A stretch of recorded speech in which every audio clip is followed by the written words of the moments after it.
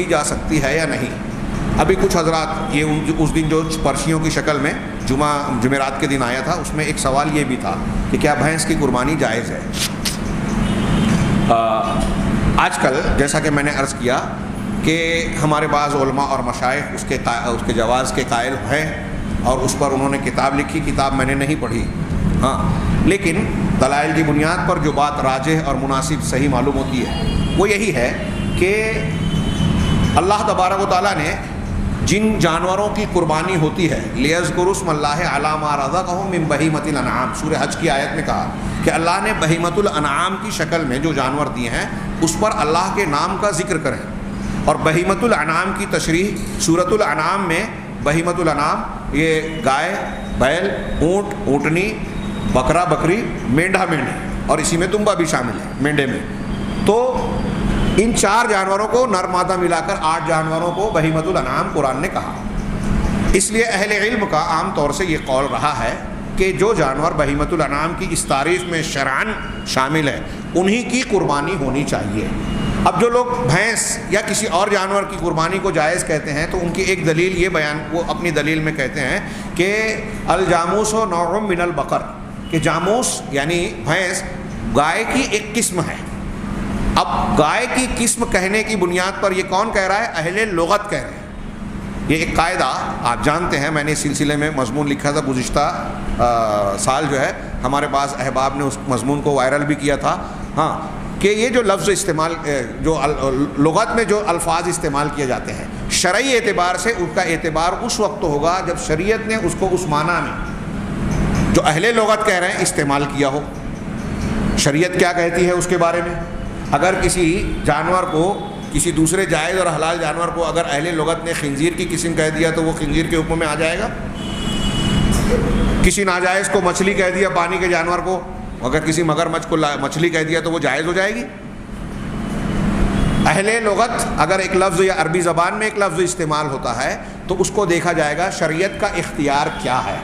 لفظ صلاۃ، لفظ صیام، لفظ حج، ان تمام الفاظ کا عربی زبان میں ایک ایک معنی ہے، لیکن جب شریعت اسلامیہ کی اصطلاح میں اس کا استعمال ہوتا ہے تو وہ مخصوص معنی شرعی اصطلاح کہلاتا ہے جس کے لیے اس لفظ کا استعمال کیا گیا۔ ہمارے ہندوستان میں ہم نماز کہتے ہیں، کچھ لوگوں کو اعتراض ہے، ہاں، صلاۃ کو نماز کہتے ہیں، ایک پوری عبادت ہے۔ صلاۃ بمعنی دعا بھی قرآن و حدیث میں استعمال ہوئی ہے، صلاۃ بمعنی مخصوص عبادت جو ہم کرتے ہیں۔ حج کا معنی ارادہ اور قصد کرنا لغت میں ہوتا ہے، لیکن حج ایک پورے عمل کو کہتے ہیں جو اسلام کا ایک رکن ہے جس میں بہت سارے اعمال اور امور شامل ہیں۔ تو اب بہیمۃ الانعام کہہ کے اللہ تبارک و تعالیٰ نے اور رسول اللہ صلی اللہ علیہ وسلم نے جن جانوروں کی قربانی کی، اللہ کے نبی صلی اللہ علیہ وسلم کے زمانے میں ان 4 اور نر مادہ ملا کے 8 جانوروں کے علاوہ بھی حلال جانور کی شکل میں کئی جانور موجود تھے۔ کیا آپ نے کی؟ اگر ہم آج ان لوگوں کے کہنے کے مطابق کہ الجاموس نوع من البقر، جاموس بھینس گائے کی قسم میں سے ہے، اس بنیاد پر اس کو جائز یا قربانی کے لیے درست مان لے، جو کہ ایک عبادت ہے، عبادت میں واضح دلیل ہونا چاہیے، اس کے بغیر جو ہے کوئی چیز مانی نہیں جائے گی۔ یہ عبادات کا معاملہ عقیدے کی طرح توقیفی ہے، یہ اصول کے طور پر تمام اہل سنت والجماعت کے علماء، حنفی، شافعی، مالکی، حنبلی، اہل حدیث سب مانتے ہیں کہ عبادات توقیفی ہیں۔ تو اب توقیفی اعتبار سے اس کا کوئی ثبوت ہے کیا کہ اللہ کے نبی صلی اللہ علیہ وسلم نے گائے کے لفظ، اب مثال کے طور پہ عربی زبان میں زیبرا کو البقر الوحشی کہتے ہیں، بقر بیل، بقرہ گائے، اور عربی زبان میں اسی لفظ کا استعمال ایک دوسرے جانور کے لیے ہو رہا ہے کہ جنگلی گائے جس کو ہم زیبرا کہتے ہیں۔ تو عربی زبان میں جب اس کو البقرۃ الوحشیہ یا البقر الوحشی کہتے ہیں تو کیا ہم فتویٰ دے دیں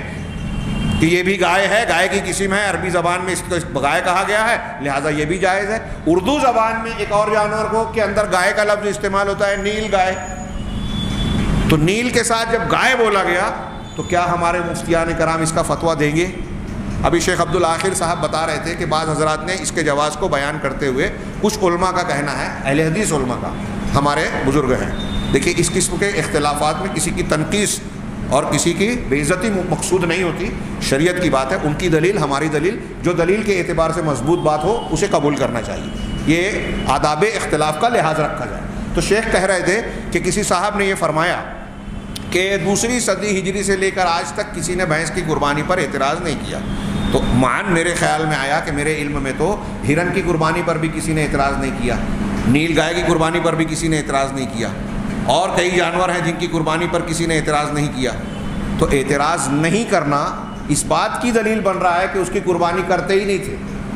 جو ایسا کہہ رہا ہے وہ یہ کہنے کی بجائے یہ بتائے کہ صحابہ کرام کے زمانے میں ایران کے سفر میں جب حضرت عمر کے زمانے میں بھینس سامنے آئی، ان کے عربوں میں نہیں پائی جاتی تھی، تو اس کے بعد کسی صحابی نے قربانی میں بھینس کو استعمال کیا کیا، یہ ثابت کر دیں تو شاید میں سمجھتا ہوں کہ کچھ وزن پیدا ہو جائے بات۔ ہو سکتا ہے انہوں نے کتاب میں ذکر کیا ہو، میں نے نہیں دیکھا، اگر ایسی دلیل کتاب میں ہوگی تو میں غور کروں گا، لیکن وہ ہو یا نہ ہو،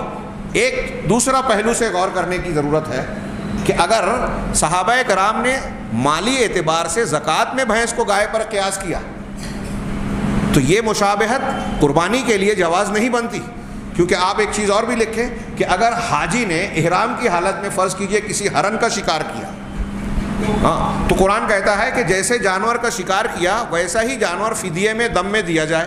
اب اگر حاکم نے، اہل علم نے ہرن کے شکار کرنے کو قیاس کیا کہ اب ہرن نہیں مل رہی ہے دم دینے کے لیے، تو اس کے مقابلے میں اس کے جیسا جانور بکری ہے اس کو دم اور فدیے میں دے دیا جائے، تو اب ہرن کی جگہ اگر بکری کو سمجھا گیا تو کیا اس بنیاد پر ہم یہ کہیں کہ بھئی جیسے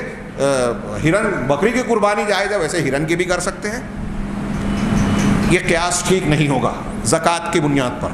دوسری بات کہ یہ چلا آ رہا ہے۔ تیسری اہم بات جو بنیادی اور نقطے کی بات ہے، میں تمام لوگوں سے یہ کہتا ہوں کہ ایسے اختلافات میں فقہ کا ایک اصول ہے، شریعت کا ایک اصول ہے کہ جب کسی دو پہلو ہمارے سامنے ہوں، یہ کر سکتے ہیں یا نہیں کر سکتے،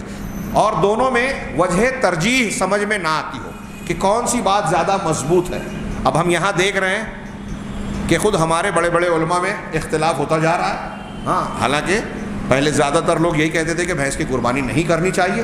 ہاں، سید سابق وغیرہ تو شدت سے کہتے ہیں کہ بالکل جائز نہیں ہے، مصر کے عالم تھے، سلفی عالم۔ اب اگر کچھ لوگ کہہ رہے ہیں تو میں یہ بات عرض کرنا چاہتا ہوں کہ ایک کہہ رہا ہے کہ ہو جائے گی، ایک کہہ رہا ہے نہیں ہوگی۔ اگر ہونے نہ ہونے کسی ایک دلیل پر آپ کا اطمینان ہے تو فبیہا، کوئی بات نہیں، لیکن اگر ترجیح کی وجہ سمجھ میں نہیں آ رہی ہے تو اصول یہ ہے کہ وہ پہلو اختیار کیا جائے جس میں احتیاط ہے۔ جیسے زیورات میں زکوٰۃ دینا چاہیے کہ نہیں دینا چاہیے، تو دلیلیں اپنی جگہ، احتیاط کس میں ہے کہ اگر دینا صحیح ہے اور ہم نے نہیں دیا تو اللہ کا عذاب ہوگا، اس لیے بہتر کیا ہے، احتیاط کس میں ہے، دے دینے میں۔ یہ صحیح اور غلط اور دلائل کے حد سے ہٹ کے ایک اصولی بات کہ ایسے معاملات میں احوط جو جس میں زیادہ احتیاط ہو اسے اختیار کیا جائے۔ اب یہاں بھی دیکھیے کہ اگر کچھ لوگ کہہ رہے ہیں کہ ہو سکتی ہے اور کچھ لوگ کہہ رہے ہیں کہ نہیں ہو سکتی، تو دونوں میں احتیاط والا پہلو کون سا ہے؟ جی میں آپ سے پوچھ رہا ہوں، نہیں ہو سکتی، نہ کرنا احتیاط والا پہلو ہے۔ اگر نہیں ہو سکتی اور آپ نے کیا تو آپ کی قربانی ضائع ہو رہی ہے یا اجر کم ہو رہا ہے، جو بھی ہو حکم لگائیں۔ میں